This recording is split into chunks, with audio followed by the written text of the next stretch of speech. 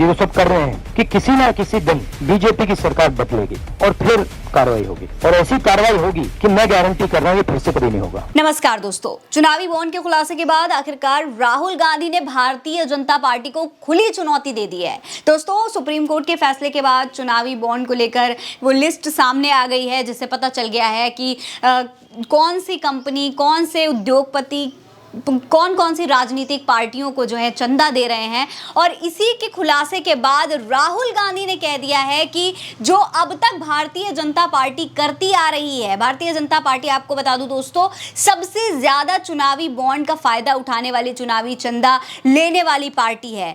और इसी को लेकर राहुल गांधी ने कह दिया है कि किसी न किसी दिन तो भारतीय जनता पार्टी की सरकार जरूर बदलेगी, और जब सरकार बदलेगी तो ऐसी कार्रवाई होगी कि फिर कभी उसके बाद ऐसा करने की हिम्मत नहीं होगी।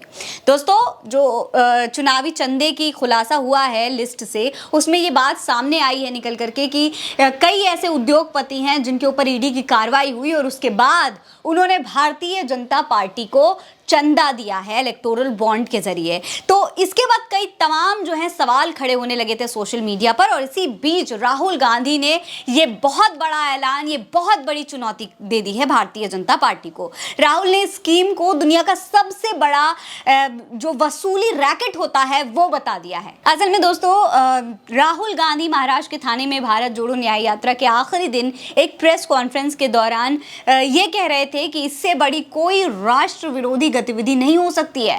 केंद्रीय जांच ब्यूरो यानी कि सीबीआई और परिवर्तन निर्देशालय यानी कि ईडी, राहुल गांधी ने चुनावी बॉन्ड को दुनिया का सबसे बड़ा भ्रष्टाचार और घोटाले का उदाहरण बताते हुए कहा कि ये कंपनियों को डराने और उनसे पैसा लेने का एक तरीका है। ये एक बहुत बड़ी चोरी हो रही है जो पूरी तरीके से प्रधानमंत्री द्वारा आयोजित है। सुनिए क्या कह रहे हैं राहुल गांधी। सीबीआई और ईडी जैसी चीज नहीं है, वो बीजेपी का औजार है, वो बीजेपी के कंट्रोल में है। हिंदुस्तान में जो हमारे इंस्टीट्यूशंस हुआ करते थे, वो आज इंस्टीट्यूशंस हिंदुस्तान के नहीं है। चाहे वो इलेक्शन कमीशन हो, चाहे वो सीबीआई हो, ईडी हो, ये सब हो, ये अब बीजेपी और आरएसएस के हथियार हैं। दोस्तों, राहुल गांधी ने सरकार बदलने के बाद इलेक्टोरल बॉन्ड केस में कार्रवाई की गारंटी का वादा भी किया है। इसके अलावा राहुल ने यह भी आरोप लगाया है कि कंपनी पर केस लगता है, केस दर्ज होता है और कुछ दिन बाद भारतीय जनता पार्टी को पैसा मिलता है, हजारों करोड़ रुपए का कॉन्ट्रैक्ट मिलता है। इस कॉन्ट्रैक्ट का एक कट भारतीय जनता पार्टी को डायरेक्ट मिलता है। तो ये प्रधानमंत्री का कॉन्ट्रैक्ट है और दुनिया में सबसे बड़े भ्रष्टाचार का उदाहरण है। दोस्तों, राहुल के इस बयान के बाद सोशल मीडिया पर जनता इसे भारतीय जनता पार्टी के लिए बड़ी चुनौती के तौर पर देख रही है। इस पर जनता क्या कुछ कह रही है वो भी हम आपको बता देते हैं। अंकित मयंक नाम के एक यूजर हैं, वो राहुल गांधी के बयान को शेयर करते हुए लिख रहे हैं कि भारतीय जनता पार्टी का जबरन वसूली रैकेट चलाने वाली ईडी, सीबीआई और आईटी अधिकारियों को राहुल गांधी की सख्त चेतावनी।